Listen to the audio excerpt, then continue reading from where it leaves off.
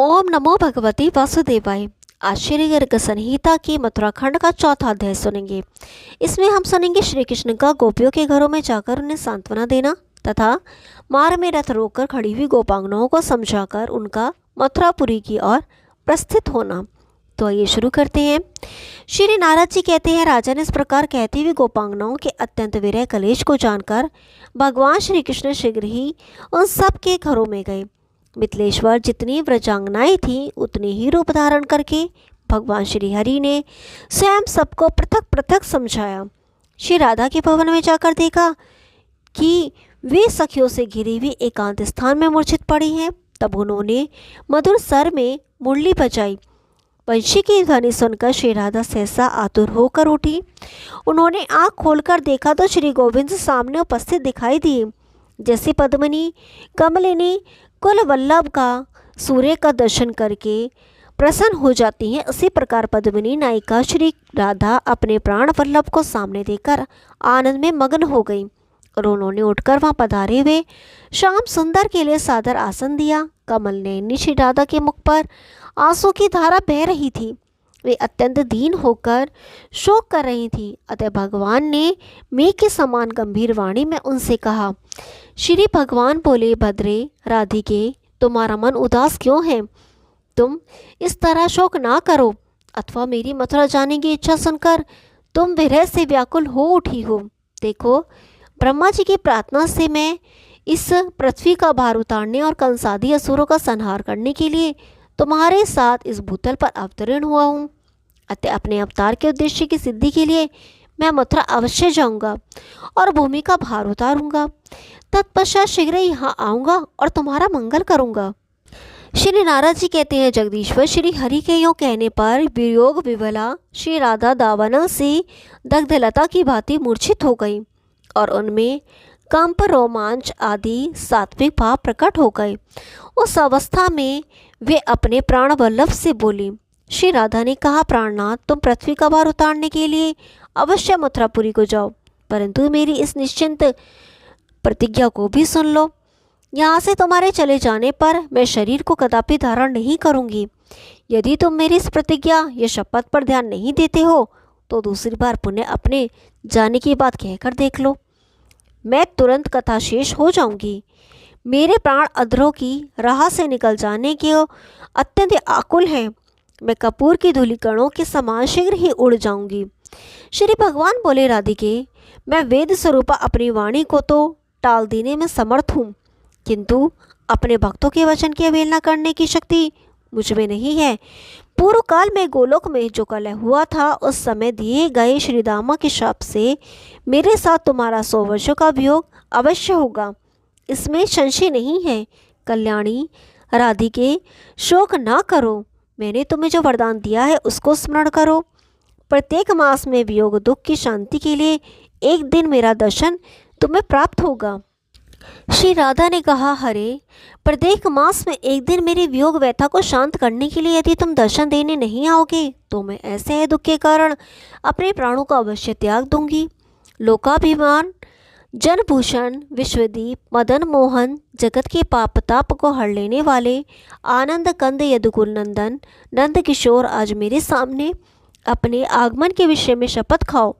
श्री भगवान बोले, राम भोरो राधे, यदि तुम्हारे वियोग काल में प्रतिमास एक दिन मैं तुम्हें दर्शन देने के लिए ना आऊं तो मेरे लिए गौओं की शपथ है। मैंने यहाँ जो कुछ कहा है, मेरे उस वचन को तुम संशय रहित और निष्कपट समझो। जो बिना किसी हेतु के निश्चल भाव से मैत्री को निभाता है वही पुरुष धन्यतम है। जो मैत्री स्थापित करके कपट रखता है वह स्वार्थ रूपी पट से आच्छादित लंपट नट मात्र है, उसे धिक्कार है। जैसे यहाँ कमेंद्रियाँ रस रूप गंध स्पर्श एवं शब्द को नहीं जान पाती, उसी प्रकार जो सकाम भाव रखने वाले मुनि हैं वे उस निरपेक्ष स्वरूप एवं निर्गुण गूढ़ परम सुख को किंचित मात्र भी नहीं जानते। जो लोग समदर्शी, जितेंद्रिय, अपेक्षा रहित एवं महान संत हैं वे ही उस कामना रहित मेरे परम सुख का अनुभव करते हैं। ठीक उसी तरह जैसे ज्ञानेंद्रियाँ ही रस आदि विषयों को जान पाती हैं, भामनी, मन के सारे भाव पारस्परिक हैं, एक दूसरे की अपेक्षा रखते हैं, इसलिए किसी एक ही तरफ से प्रीति नहीं होती, दोनों ही ओर से हुआ करती है। अतः सबको अपनी ओर से मेरे प्रति प्रेम ही करना चाहिए। इस भूतल पर प्रेम के समान दूसरी कोई वस्तु नहीं है। राधे, जैसे भांडीर वन में तुम्हारा मनोरथ सफल हुआ था, उसी प्रकार फिर होगा। सत्पुरुषों द्वारा तुम जिस हेतु रहित प्रेम का आश्रय लिया जाता है, उसे भी संत महात्मा निर्गुण ही मानते हैं। जो लोग तुझ राधिका और मुझ केशव में उसी प्रकार भेद की कल्पना नहीं करते, जिस प्रकार दुग्ध और उसकी धवलता में भेद संभव नहीं है, वे निष्काम भाव के कारण उद्दीप्त हुई भक्ति से युक्त महात्मा पुरुष ही मेरे उस ब्रह्म पद को प्राप्त होते हैं। राम भोरू जो बुद्धि मनुष्य इस भूतल पर तुझ राधिका और मुझ केशव में भेद दृष्टि रखते हैं, वे जब तक चंद्रमा और सूर्य की सत्ता है तब तक कालसूत्र नरक में पड़कर दुख भोगते हैं। श्री नारद जी कहते हैं, राजन, इस प्रकार श्री राधा और समस्त गोपीगणों को आश्वासन दे नीति कुशल भगवान गोविंद नंद भवन में लौट आए। तदंतर सूर्योदय होने पर नंद आदि गोप छकड़ों द्वारा भेंट सामग्री भेजकर स्वयं रथारूढ़ हो वे सब के सब श्री मथुरापुरी को गए। राजन, बलराम और श्री कृष्ण के साथ अपने रथ पर आरूढ़ हो गंदनी पुत्र अक्रूर ने मथुरापुरी के दर्शन के लिए उद्धत हो वहां से प्रस्थान किया। मार्ग में कोटि कोटि गोपांगनाएं खड़ी हो क्रोध और मोह से विवल होकर श्री कृष्ण का व्रज से प्रस्थान देख रही थी।